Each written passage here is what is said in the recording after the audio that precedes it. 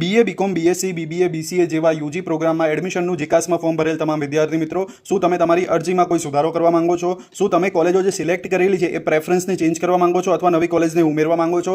અથવા તમે અગાઉમાં જે કોલેજમાં એડમિશન લઈ લીધેલું છે એ એડમિશનને તમે કેન્સલ કરાવીને નવી કોલેજની પ્રેફરન્સ એડ કરીને ફોર્મને ફરીથી સબમિટ કરવા માંગો છો? તો આજના વિડીયોમાં આ બધી જ વિગતોની આપણે ચર્ચા કરીશું. તો ચલો વિડીયોને શરૂ કરીએ.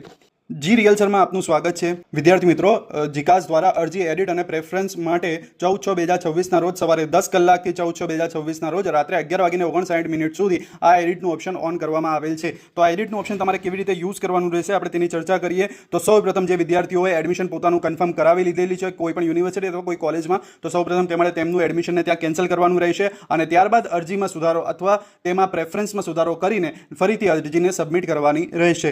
ત્યારબાદ સેકન્ડ એ સિચ્યુએશન છે કે કોઈ વિદ્યાર્થી પોતાની પ્રેફરન્સને ચેન્જ કરવા માંગે છે અને કોઈ કોલેજમાં એડમિશન લીધેલું નથી, તો તેમણે ફક્ત પોતાની અરજીને એડિટ કરવાની રહેશે. જો એમાં કોઈ સુધારો જરૂરી છે તો તેમાં કોઈ સુધારો કરવાનો રહેશે અને પોતાની કોલેજની પ્રેફરન્સને સેટ કરીને પોતાનું ફોર્મ ફાઇનલ સબમિટ કરવાનું રહેશે. આમાં ખાસ ધ્યાન રાખવાની બાબત એ છે કે જો તમે એડિટ કરો છો, કોઈ પણ સંજોગોમાં તમે જો અરજીને એડિટ કરો છો તો તમારે તેને ફાઇનલ સબમિટ કરવાની રહેશે અને ફાઇનલ સબમિટ કર્યા બાદ જ તમારું એ ફોર્મ આગળના મેરિટમાં ધ્યાનમાં લેવામાં આવશે. જો તમે સબમિટ કરવાનું ભૂલી જશો તો તમારું આ ફોર્મ ધ્યાનમાં લેવામાં આવશે નહીં. માટે જે વિદ્યાર્થીઓ આ 14/6/2026 એટલે કે આજ રોજ સવારે 10 કલાકથી સાંજે 11:59 સુધી અરજીમાં એડિટ કરે છે તો તેમણે આ વસ્તુનું ધ્યાન રાખવાનું રહેશે. હવે આ અરજીને કેવી રીતે તમે એડિટ કરી શકશો? તો તેના માટે તમે સૌપ્રથમ ગૂગલ પર જાઓ અને ગૂગલ પર જઈને સર્ચ કરો realsir.in અને આ realsir.in વેબસાઇટને ઓપન કરો. અહીં તમને એડમિશનનું એક બેનર જોવા મળશે, તેના પર તમારે ક્લિક કરવાની રહેશે.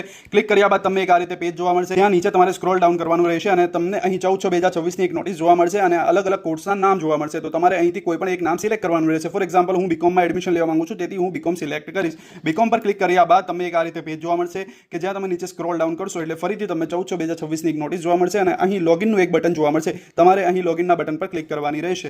લોગિનના બટન પર ક્લિક કરતાની સાથે જ તમે જીકાસની ઓફિશિયલ વેબસાઇટ ઉપર આવી જશો અને તમારે અહીં તમારે યુઝર આઈડી અને પાસવર્ડ એન્ટર કરીને તમારે લોગિન કરવાનું રહેશે અને અરજીમાં જરૂરી સુધારા કરીને એડિટ કરીને તમારે એ અરજીને ફાઇનલ સબમિટ કરવાની રહેશે. અને ત્યારબાદ જ્યારે મેરિટ આવે ત્યારે તમારે આ મેરિટના તારીખો પ્રમાણે તમારે તમારા લોગિનમાં મેરિટ ચેક કરવાનું રહેશે. આ ઉપરાંત વિદ્યાર્થી મિત્રો, તમને કોઈ ડાઉટ હોય તો તમે અમને જી રિયલ્સર ઉપર પૂછી શકો છો. અમે તેનો રિપ્લાય તમને જરૂરથી આપીશું અને આવા જ ઇન્ફોર્મેટિવ વિડીયોઝ જોવા માટે અમને ઇન્સ્ટાગ્રામ પેજ જી રિયલ્સર ઉપર ફોલો કરો. Thank you.